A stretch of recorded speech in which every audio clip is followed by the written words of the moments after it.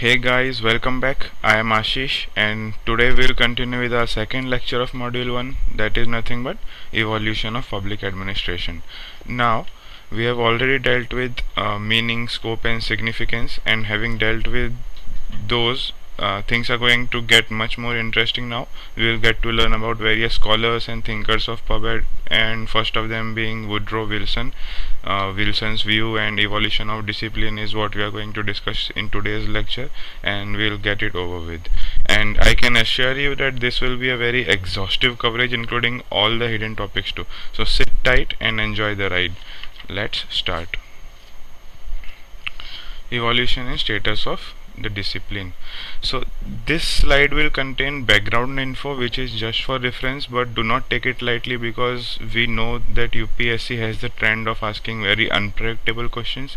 So anything can be asked from this, and also they have already asked regarding this. For example, I'll tell you, Woodrow Wilson is called as father of public administration, and UPSC has already asked about other scholars who have worked before him, but were not given the status of being the founding fathers of public administration, but Woodrow Wilson was given. Why was this? So UPSC has already asked from background info, so I ask you to please pay attention to this, and this is again just for reference. So as an aspect of government activity, public administration has a very old history. जब से लोग communities में रहना शुरू किया है लोगों ने, जब से political society as such आई है, administration रहा ही है. You need administration to carry on, right? So as an aspect of government activity, it is as old as political society. जब से leadership की equation आई है society में, तब से administration भी है. But as a field of systematic study, as a field of separate academic subject, it is much more recent, only about 100 years old. Why is this so? Because this around 100 years ago, Woodrow Wilson gave us the idea of bringing public administration into the realm of other subjects and introducing it as a different subject. So as a field of systematic study, it is very much more recent, but as an aspect of activity, government activity, it is very old. And in India के terms में बोलें तो कौटिल्याज अर्थशास्त्र में भी regarded as oldest text on public administration. About this will read more in the first module of paper 2. what Kautilya's Arthashastra talks about, it is a part of your syllabus. So this may be regarded as the oldest text of public administration, and also there were Plato and Aristotle who described the style of administration in Greek city-states. See, remember one thing, these scholars have dealt with public administration, but they did not call it public administration as such. There was no name given to it. Okay, so they have dealt with public administration, they have dealt with administration styles, they have dealt with everything, लेकिन उसको एक proper नाम नहीं दिया गया था. It was not systematic study. Okay, so these people have done some work. This is the history of public administration, so to say. Machiavelli is another such author who in medieval times wrote the book The Prince, and in this book he advised European kings on how to administer their governments properly. And during those times Machiavelli was mocked, and even his books were burnt, and much happened in Machiavelli's time. But we have found with time that his book The Prince contains much in-depth discourse about administration, on how to be a better government. So this is also Machiavelli, and Machiavelli is an important person because UPSC has already asked in paper 2 about Machiavelli. UPSC has asked about comparing Kautilya and Machiavelli. So Machiavelli is an important person, you must remember about him. Another person is Montesquieu, his work The Spirit of Laws. See, you do not have to remember these works, okay? Just remember that there was work done before Woodrow Wilson, or before about 100 years old, when public administration as a separate subject started. There was work done before that, so you need to understand that. Remember the names, that is more than enough. You do not need to remember the works of those authors. Just remember that Kautilya है, कौटिल्या का अर्थशास्त्र तो याद आएगा ही. प्लेटो है, Aristotle है, you can just write they have even written on administration. Machiavelli का नाम याद रख लो, मोंटेस्क्यू का नाम याद रख लो. So another, the cameralist is a group of people. Now these were singular people. Cameralist is a group of people. Cameralist is a name given to administrators of medieval century in Europe. In England they were called cameralists. ठीक है. तो around 1500 to 1700 के time में cameralists started writing in Europe about systematic study of public administration, and this is an important watershed because they still did not call it public administration as such, but they started writing about why we need a systematic study of administration of governments. There should be a systematic research on topics. ठीक है. तो ये सब उन्होंने बोलना शुरू किया. So this is cameralist is an important watershed in history of evolution of public administration. And there was this person called as Hamilton. He wrote something. Then there was Charles Boonin. He's a French guy. He wrote Principles they administrate in public.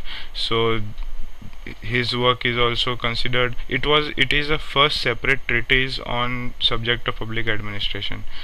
So as you can see, he even included the word public administration in his title, but still as a separate field of study and research it was not evolved as such.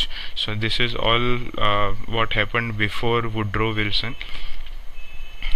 Some more background info.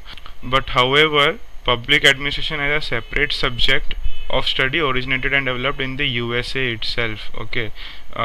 Everyone, as we have seen, you know, Kautilya का India में text था, and Plato, Aristotle, Bodin and Machiavelli, ये सब Europe के लोग हैं. सब Europe के लोग हैं. Plato, Aristotle, Machiavelli, cameralist, Charles Boonin, everyone is from Europe, but they did not start as such a different systematic field of study, and that originated and developed only in USA. And Rumki Basu is an Indian scholar. She gives the reasons for this, why it started in USA. She says that scientific management movement, which was started by F.W. Taylor, was a big push for that. Industrialization, which gave rise to large scale organizations. Welfare state का concept आया. What is the concept of welfare state? That government should take care of its people. That is a welfare state, as opposed to police state or laissez-faire. Police state or laissez-faire क्या होता है? Laissez-faire is which is not welfare state, giving free hand to private enterprises and not interfering much. You know, social schemes में ज़्यादा interfere मत करो. जैसा चल रहा है प्राइवेट में वैसे चलने दो. गवर्नमेंट ज़्यादा interfere नहीं करेगी. वेलफेयर स्टेट में government interferes for the welfare of people. So these were the reasons why it originated and developed in USA. It originated as a separate subject. Also, अब इसके बाद हम देखेंगे एक पर्सन के बारे में who is considered in many parts of the world as the father of public administration, but as a whole we do not take him because of several reasons. His name is Lawrence von Stein. Okay, so from the mid 1800s to 1930s he wrote about public administration. He is a German professor from Vienna, and in many parts he is considered the founder of science of PubEd. In many parts, in the time of von Stein, public administration was considered a form of administrative law, but Stein believed that this concept was too restrictive. He said that you are restricting it to only administrative law, while at the same time it should not be considered to only one particular field. Public administration deals with all the various fields, you know, social science, polity and administrative law and everything. This concept is very restrictive, was his idea, von Stein's idea, and he said that public administration should not be restricted to something. See, this is von Stein theory. He says that public administration relies on many pre-established disciplines such as sociology, political science, administrative law and public finance. So you should not restrict it to only administrative law. He called PubEd as an integrating science which integrates all of these disciplines, sociology, polity and administrative law. He called PubEd as an integrating science which integrates all these disciplines, and he also said that administrators should be concerned with both theory and practice. He also argued that public administration is a science. Why? Because knowledge is generated and evaluated according to the scientific method. That is why it is a science. So as we can see, much before Woodrow Wilson gave his idea of public administration being a separate field of study and separate science, von Stein had already argued that public administration is a science, it is an integrating science and whatnot. In many parts of the world, mostly Europe and also in other parts of the world, von Stein is considered as the founder of science of public administration. But due to reasons like his work was not published and translation of that work was not available, Woodrow Wilson was already declared as father of public administration, and it went unchallenged. Now, Robert T. Golembiewski is a scholar or a thinker which we must all learn about when we learn about development phases of public administration. Why? What we learn about is Nicholas Henry's paradigms. Everywhere in every book you will find Nicholas Henry's paradigms. But when you read Nicholas Henry's own book, he has said that he has used Robert Golembiewski's focus and locus concept for defining his paradigms. So we must understand what Golembiewski has given us. So next two slides will deal with Golembiewski's view, and after that we'll deal with evolution of public administration. So going ahead with Golembiewski, when he defined the evolution of public administration, he gave us four phases. And those four phases had different names like phase 1. Now remember one thing, whenever you will study about evolution, वो किसी भी scholar ने history define की हो evolution की, हर scholar सिर्फ यही बोलेगा कि first phase was always politics administration distinction. Because early thinkers जो थे उन्होंने हमेशा इस बात पे फोकस किया है कि politics and administration are two separate fields, they can not be commingled, they can not sit together. Politics should be separate and administration should be separate. So every evolution that you study of any scholar, किसी Indian scholar ने evolution table बनाई हो या गोलेम्बिवस्की ने बनाई हो या Nicholas Henry ने बनाई हो, फर्स्ट फेज और first paradigm will always remain about politics and administration distinction, because that is what earlier scholars dealt with. So phase 1 of Golembiewski is analytical politics and administration distinction. Phase 2 is concrete, emphasize on these terms, analytical and concrete. Phase 1 and phase 2 of Golembiewski deals with politics administration distinction, but phase 1 is analytical, जहाँ पे उतना concretely distinct नहीं हुआ था, where people just started talking about कि यार अलग होना चाहिए, and phase 2 में जाके उसको अलग कर दिया कि no, these are separate, you cannot put politics and administration together, politics is separate and administration is separate. This is what phase 2 of Golembiewski consists of. Phase 3 is a science of management, phase 4 is a public policy approach. Now how Golembiewski approached these fields, we'll look at this. You do not have to take tension, you will remember everything, सब कुछ याद हो जाएगा in the next two slides. Golembiewski, what he did was he gave us 4 cells of 2x2 matrix, and each of these cells represented each phase. There are 4 cells, so her cell represented each phase. Cell 1 was phase 1, cell 2 was phase 2. तो इस तरह हर cell को एक phase allocate किया था. It was a 2x2 matrix, 2 columns and 2 rows. Okay, and he characterized each phase by locus and focus. Now we'll see how this 2x2 matrix is built, and locus and focus we'll see now. So this is how that 2x2 matrix looks like. Okay, this is the y-axis, which is the focus axis. This is the x-axis, which is the locus axis. This is the phase 1, this is phase 2, phase 3 and phase 4. Why these are placed like this, we'll see now. Because focus and locus both had specified and unspecified areas. For example, this is the focus axis, so this side of focus axis represented your unspecified field. What is unspecified focus? Where scholars are not sure के focus क्या होना चाहिए. Okay, so first of all, what is focus and what is locus? Focus means what your public administration strives to achieve. आपको poverty alleviate करनी है क्या? Is that the focus of public administration? Or you have to eliminate malnutrition, or you have to improve the standard of living of people, or what not. Focus means what you have to achieve. That is what is focus means. That is the focus of public administration. So this side of y-axis represents that era when scholars were not sure about what this focus is. So this is the unspecified part of the focus. So phase 2 and phase 4 lie in the unspecified part of the focus. We'll see how. Do not worry about it. I'm just explaining these terms. And this part of y-axis represents the specified part of focus, which consists of phase 3 and phase 1. Now, what is locus? Locus is nothing but where it is situated. In simple engineering terms, अगर आपने engineering की है तो locus आपको मालूम पड़ेगा. Locus gives us your position. Okay, so where your public administration lies is what is specified by locus. And what do you mean by that? Whether it lies within politics, whether it lies outside politics. So that is the locus. We saw that earlier scholars for always specified on politics and administration distinction. So that was the locus. And the upper part of the x-axis of the locus is specified part. Phase 3 and phase 2 lie in the specified part of the locus, and the lower part of the x-axis is the unspecified part of the locus. In phase 1 and phase 4, people were not sure about where it should lie. So this is phase 1. Phase 1, as we saw already, it is analytical distinction. Analytical is the important word here. It is the analytical distinction of politics and administration. Locus is not set.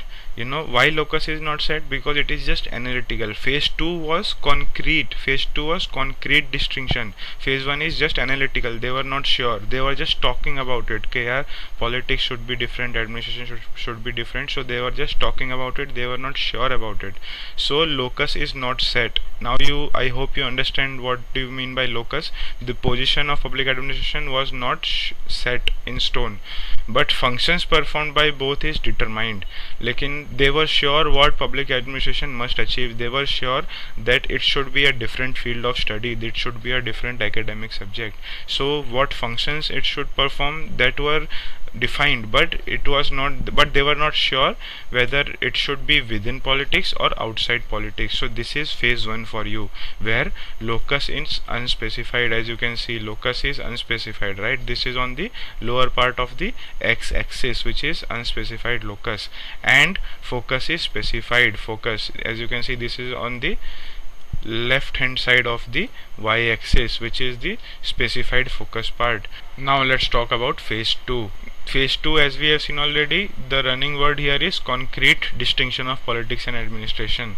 Locus was specified for both. Why? Because it was concrete distinction. Scholars in this time period were sure that politics should be different from administration. As you can see, it lies on the right hand side of the focus area, which is unspecified part of the focus, but it lies on the upper side of the x-axis, which is the specified part of the locus. Specified part of the locus. Locus was set. Moving towards phase 3. Now as you can see, phase 3 lies in the most specific part of the quadrant. It is the specified focus, it has the specified locus. Now public administration in this era were sure what public administration must achieve and where it should be placed. Why they were sure where it should be placed? Because preceding era जो था phase 2 में, it was decided that it should be different, politics and administration should be different. So that was set in concrete. And phase 3 में आते आते they even set in concrete what public administration must achieve. So phase 3 in short is the most specified phase of all the phases. उसमें locus भी specified है, focus भी specified है. It emphasized the isolation of what? Politics and administration. It emphasized the isolation and analysis of administrative process. ठीक है, तो administrative process को भी analyze किया and they specified the focus too. Now let's move on to phase 4. As you can see, phase 4 lies in the most unspecified part of the quadrant. यहाँ पे ना locus set है ना focus set है. This era of Golombisky's development phases is post 1950s and 1960s, जहाँ पे we will see in Nicholas Henry's paradigms, he defines it more clearly. It was a era of crisis of identity. Public administration was dealing with a crisis of identity. तो phase 4 में it was unspecified focus and unspecified locus. Both were unspecified. This is what phase 4 is. Politics and administration commingle. So what happens is locus gets unspecified, and they also said that it encompasses the total set of all public and private institutions and processes that are policy relevant. So in short, उनका focus भी unspecified हो गया था, उनका locus भी unspecified हो गया था. They were all arguing amongst each other. Now going back to the previous slide, as we can see, it is a 4 cells of 2 by 2 matrix that we saw. Golomb-Yescu gave us 2 by 2 matrix, and there were 4 cells. Each cell represented one phase. First phase was analytical distinction, second phase was concrete distinction, third phase was a science of management, where they were sure of both locus and focus. It was the much specified part of the development process. And phase 4 is the public policy approach, where they were arguing amongst each other. Each phase was characterized by locus or focus. Focus refers to what the public administration must achieve, the targets of public administration, and locus refers to where the location. Locus refers to the location where the public administration must lie, whether inside politics or outside politics, and both locus and focus together distinguished all the phases.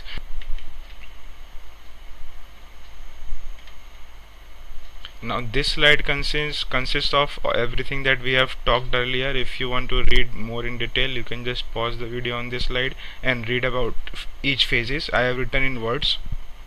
Now, having dealt with Golomb-Yescu's phases of administration evolution, now we will deal with Nicholas Henry's evolution of paradigms. Now, Nicholas Henry has very beautifully divided the whole period of history of public administration into 5 paradigms.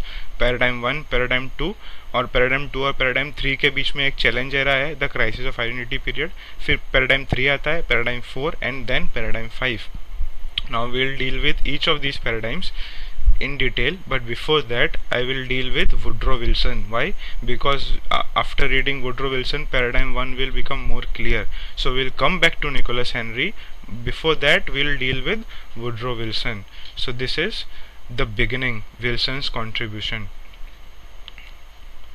Woodrow Wilson. Who was Woodrow Wilson? A fun fact about him, some background info. He was the President of United States of America during some 7 to 8 year period, I guess, from 1913 to 1921 or 22, and he was very active during the World War I. If you have read world history as part of your UPSC syllabus, you would know that Woodrow Wilson gave 14 points after World War I ended, and Treaty of Versailles was also mainly manufactured on the recommendations of Woodrow Wilson. So he has a larger role to play, not only in history of public administration but also history of the world as a whole. So he is a really important person. So in our public administration terminology, he is called as the father of public administration. So he was the father of public administration. In 1887 he gave the essay The Study of Administration, and this led to the start of everything. In this essay he argued about 3 main things. His objectives of this essay were separate discipline of public administration. He argued for a separate discipline. He argued that it should be a new science, like there are sciences like social sciences, history, geography होता है, आपका proper science होता है, general science होता है. He argued that public administration should also be called a science because it is eminently practical science. And he also argued for reforms in American public administration. These were the objectives of his 1887 essay, The Study of Administration, and this laid the foundation of everything. This laid the foundation of public administration as a subject as we study today for UPSC. So thank Woodrow Wilson for that. So his points of argument first of all, he was the first thinker to openly argue about politics administration dichotomy. He was what started Golumbowski's first phase and Nicholas Henry's first paradigm. He argued for politics and administration dichotomy. What this means in simple terms is politics and administration are different, they cannot sit together. So he said that administration lies outside the sphere of politics. Administrative questions are not political questions.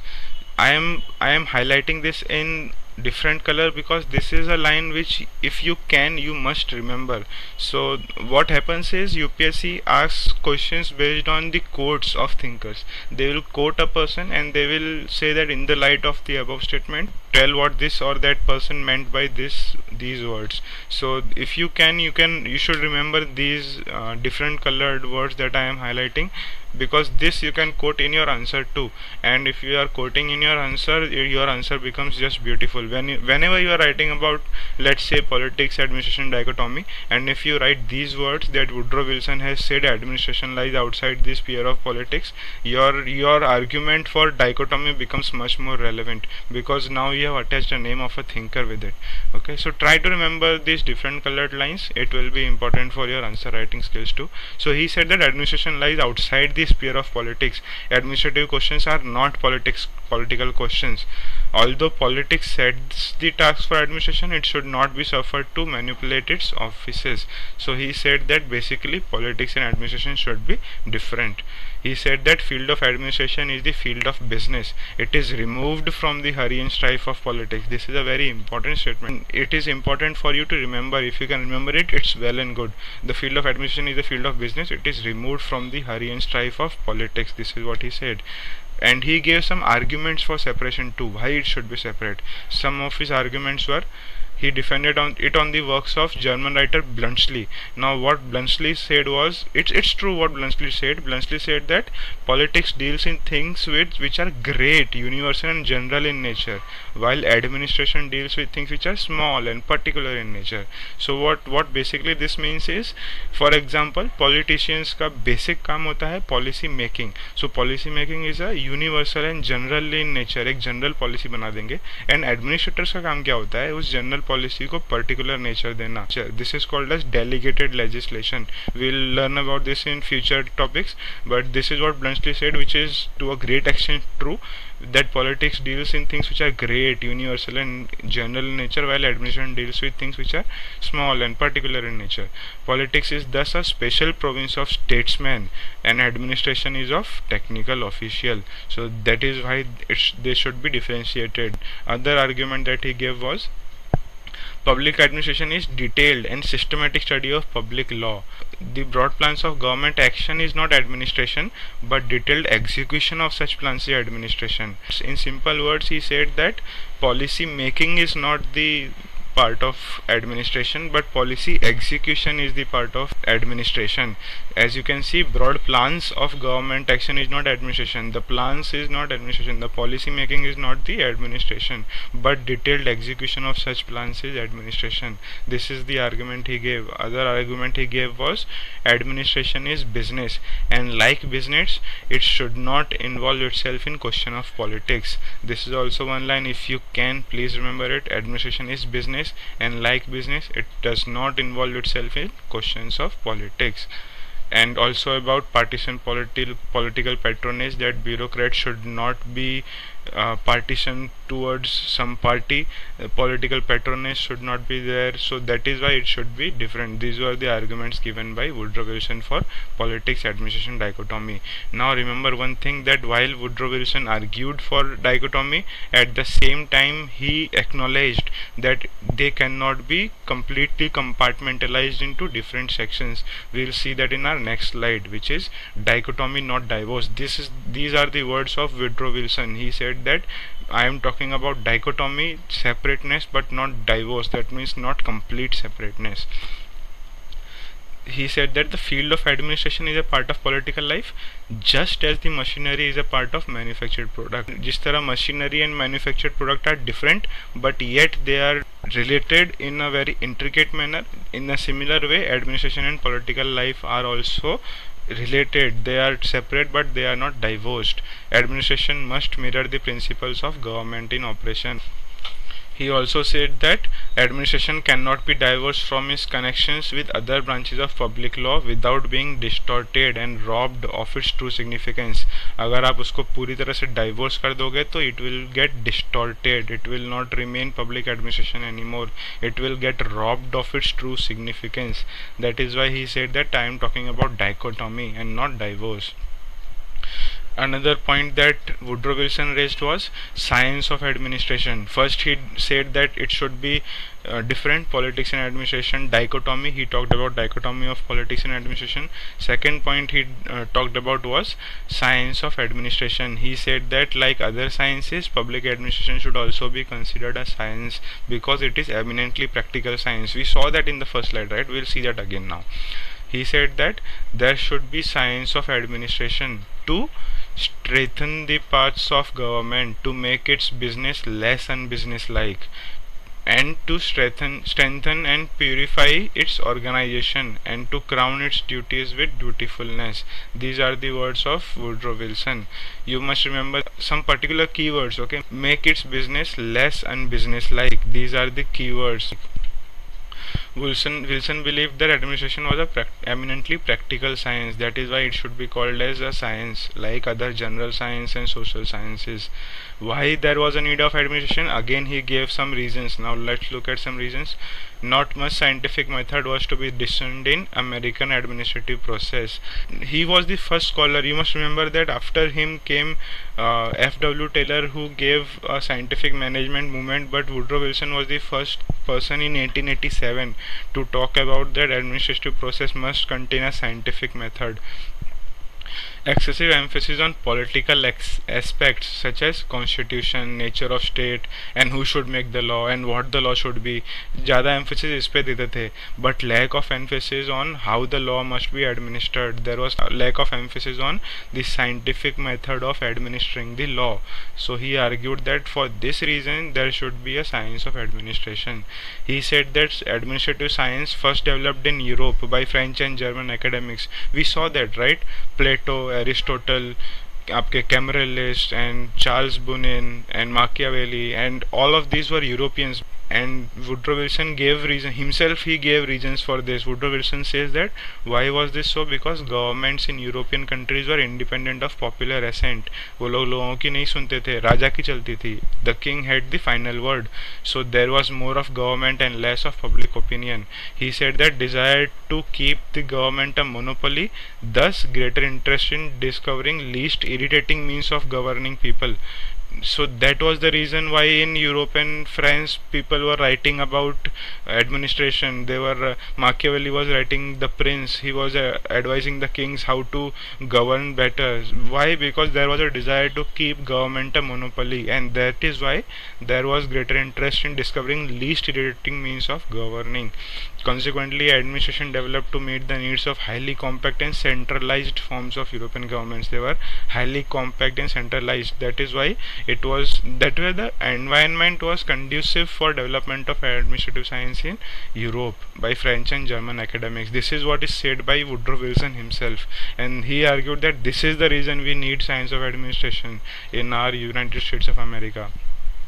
He said that there is a need for Americanized science of administration to suit American constitutional and political setup. So that was all about science and administration that Woodrow Wilson talked about. We will move on to his next thought quickly. He talked about administration and business.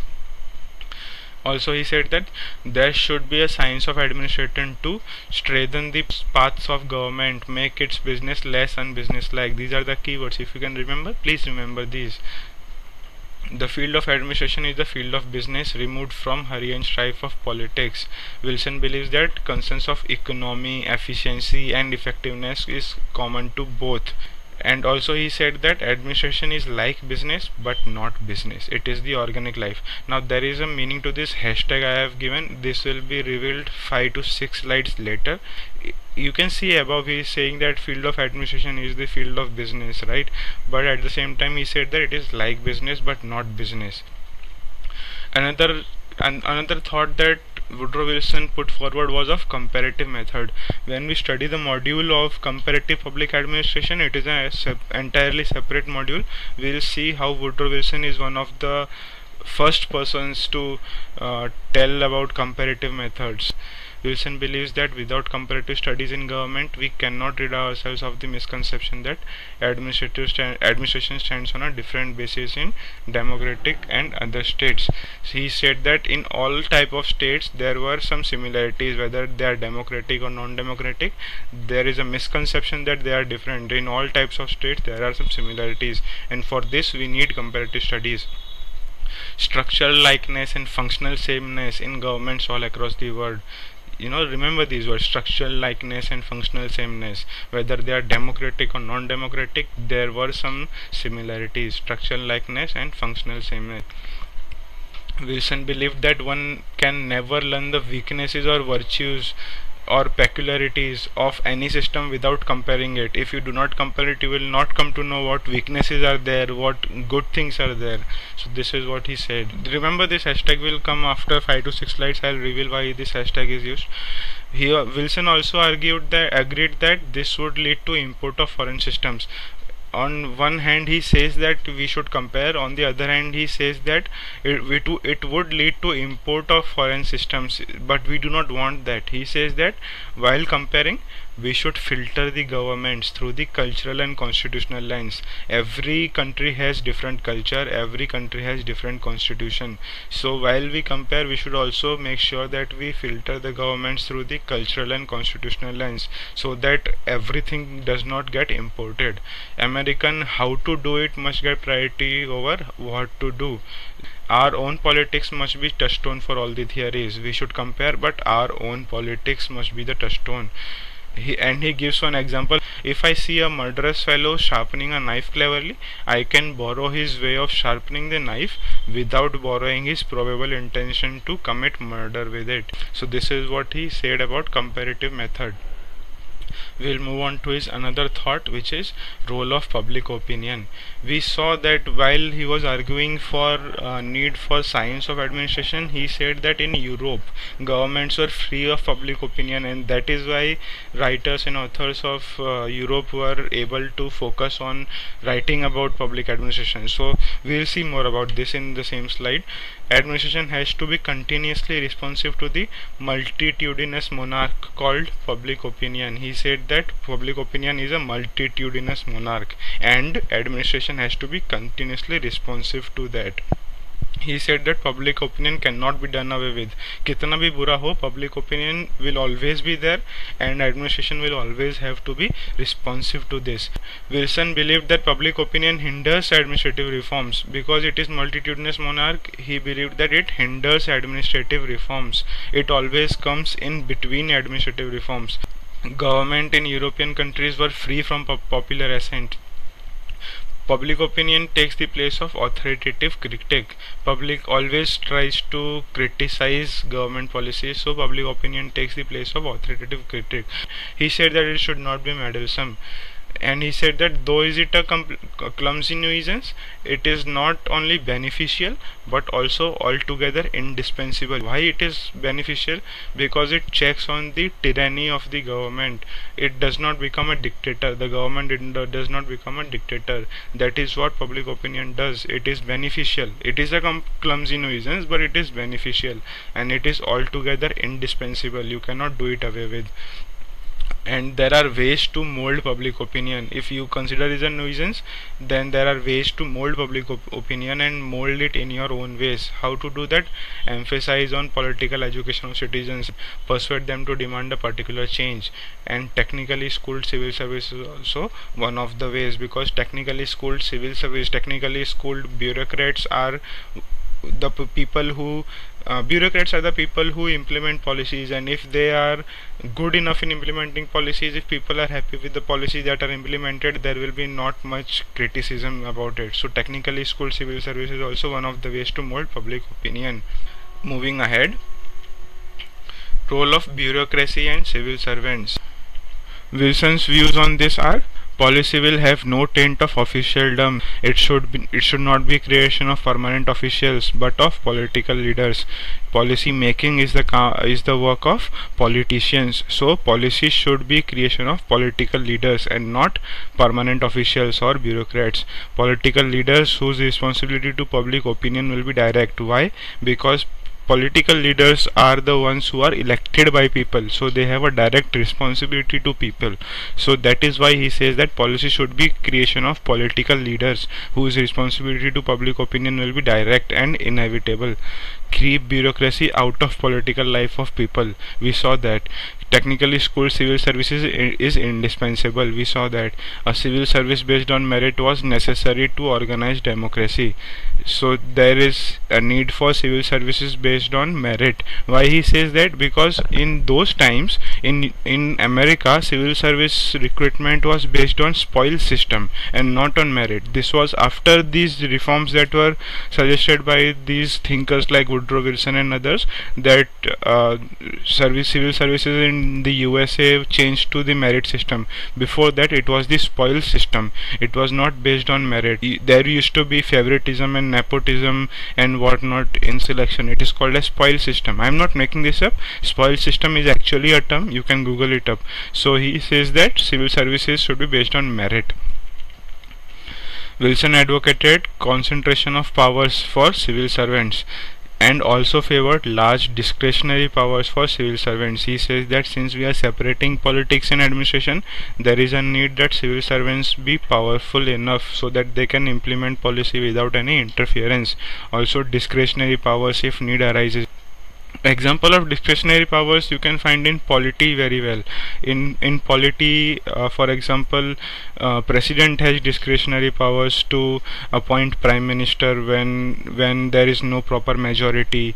So these are discretionary powers. They can act on their own. There are no written rules to act in such a situation, but they can act on their own. These are called discretionary powers. So Wilson advocated for powers for civil servants and also discretionary powers for civil servants. He said that the ideal for us is a civil service cultured and self-sufficient enough. There should be a cultured civil service and self-sufficient civil service. How it will be self-sufficient? It will be by giving powers. How it will be cultured? It will be by technically schooling them. So there is what is ideal for us is cultured civil servants and civil service and self-sufficient civil service. Why is it important? To act with sense and vigor and yet intimately connected with political thought by means of election. So he says that they should be self-sufficient enough. They should have separate powers, but at the same time they should be intimately connected with political thought, because it is not divorce, it is just dichotomy. Wilson was strongly opposed to the creation of bureaucratic elite not subject to democratic control. He did not want a bureaucracy which is too powerful, so he was opposed to creation of bureaucratic elite.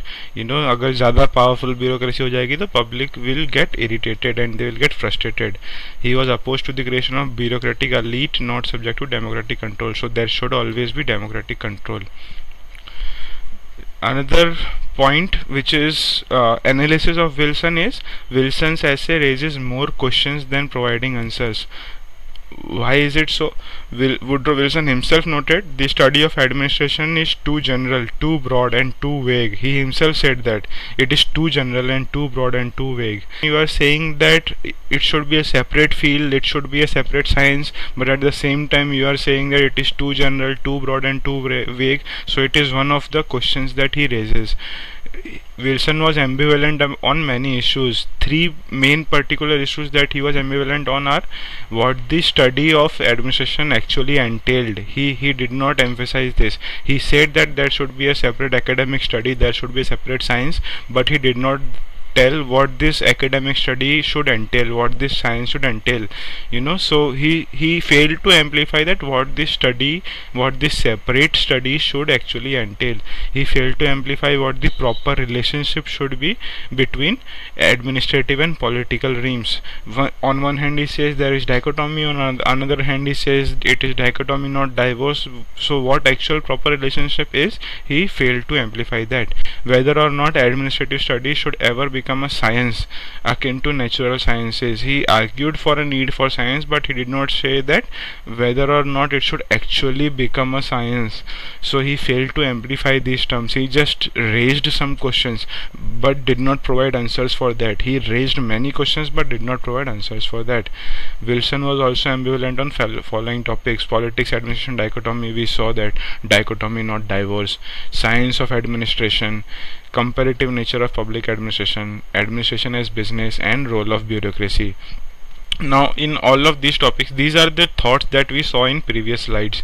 In all of these topics I have marked something as hashtags, and these hashtags are in which he opposes his own thoughts. So for example, in science of administration we will see that he failed to amplify what actually that science should entail. That is what Wilson was ambivalent on science of administration. In comparative nature of administration, as you can see here, he said that there should be comparison between various studies and this hashtag various governments, and as this hashtag suggests, he also said that while there should be a comparative method, we should not directly compare, we should filter it with cultural and constitutional lens. And this his words on sharpening a knife and intention of murdering and everything. So on one hand he says that we should compare, on another hand he says that we should be careful. So he was ambivalent on comparative methods. This is what this hashtag means. He raised more questions than answering them. In role of public opinion, he says that it should be it is a clumsy nuisance, but it is also beneficial. So he was ambivalent on this topic too. In a sense he was not ambivalent, he was just stating some very obvious facts, but as is the nature of criticism, they criticize everything. So this is one of those criticism. In role of bureaucracy, he said that as you can see the hashtag here, this hashtag means that he was ambivalent on this topic. He said that he said that we need a strong bureaucracy, we should give them powers, we should even give them discretionary powers, and they should be technically schooled, cultured, and self-sufficient enough. But at the same time he says that he was strongly opposed to the creation of bureaucratic elite. So he was ambivalent again. एक तरफ बोलते हैं कि strong bureaucracy बनाओ, दूसरी तरफ बोलते हैं कि he was opposed to the creation of bureaucratic elite. So he was ambivalent on these topics. So you should refer the hashtags in previous slide as he was ambivalent on these topics. So moving on, analysis. Now we'll analyze in deep. We'll consider 2 or 3 main critics of Woodrow Wilson, and also we will see why it is important that Woodrow Wilson is considered as father of public administration, and how other critics have criticized him. We'll see everything, positive and negative, everything. So we'll analyze Woodrow Wilson now. Dwight Waldo. Dwight Waldo is one of the persons that is considered as new age scholar of public administration. He was the person who is a key person for new public administration. When we'll study NPA, you will realize the importance of Dwight Waldo. He was the key proponents of new public administration. So while proposing new public administration, he had criticized old public administration. He had criticized everything that earlier scholars had stood for. So he had criticized even politics administration dichotomy, but at the same time he says that the publication of Wilson's essay marks the birth of public administration as a self-conscious theory. While he was criticizing everything, he even appreciates Woodrow Wilson, and this is an important statement because Woodrow Wilson is a great criticizer of old public administration and old scholars. So this statement coming from him is a big departure from his own thoughts. He says that publication of Wilson's essay marks the birth of public administration as a self-conscious theory. He even thanks Wilson for that. He says that his essay is DNA of public administration. These are the words of Dwight Waldo. Also, on other hand, emphasis on locus, that is where the field of administration should be located. This is not by Dwight Waldo. Emphasis on locus, that is where the field of administration should be located, is one of the positive points of Woodrow Wilson as we analyze. Before Woodrow Wilson, there was no person who had even attempted to emphasize where the public administration as a discipline should lie. Even if we consider that this dichotomy concept is flawed, even then we have to give him credit that he took up something which no one ever did. He took up the emphasis of locus, and because he defined locus, for further studies criticized him and improved on his concepts. We should give credit for him for emphasizing on the locus of public administration. He sought to aid the establishment of PubMed as a recognized field of study. Before Woodrow Wilson, there were many scholars in Europe, as we have seen. Even Lawrence von Stein was there, but none of them did a thorough research for public administration as a recognized field of study. हम आज UPSC में public administration optional नहीं पढ़ रहे होते if it was not for Woodrow Wilson. Lawrence von Stein ने ये नहीं किया था. That is why he is important. That is why he is the father of public administration, and that is why his criticisms all stand apart when we analyze him in context of what he has done. He is helpful for making out boundaries of a new discipline. Wilson's remarks need to be considered contextually. As always, if you are asked to criticize any author, remember this: if you are asked to criticize any author, whether it be Woodrow Wilson or from module 2 like Taylor or Weber or anyone, write this statement: those remarks need to be considered contextually, because those were in those times. Those times were different, these times are different, so consider them contextually, in the context of those times. Criticism mainly based on empirical observation. Real importance lies in normative consideration. Empirical observation क्या होता है? Scientific studies and scientific outcomes and values. So criticisms are mainly based on scientific observations, but real importance lies in what they tried to convey. उनके ideas को, जो norms उन लोगों ने follow करने की कोशिश की है, उन norms को importance दो, rather than criticizing on empirical observation. So this is what was the positive analysis of Woodrow Wilson. Now we'll see 2 or 3 of the main critics of Woodrow Wilson, Brian Cook and Peter Self. So we'll see what these main critics of Woodrow Wilson said. Brian Cook's analysis. What Brian Cook said was, Wilson saw the need for expertise in governing a complex modern society. He praises Woodrow Wilson, and he also recognized the limits of expert knowledge. He again praises Woodrow Wilson that एक complex modern society को govern करने के लिए जो expertise चाहिए होती है, उसकी नीड विल्सन ने देखी. ही identified the need for expertise in a complex society. He identified the limits of expert knowledge. The expert knowledge can assume more powers to itself.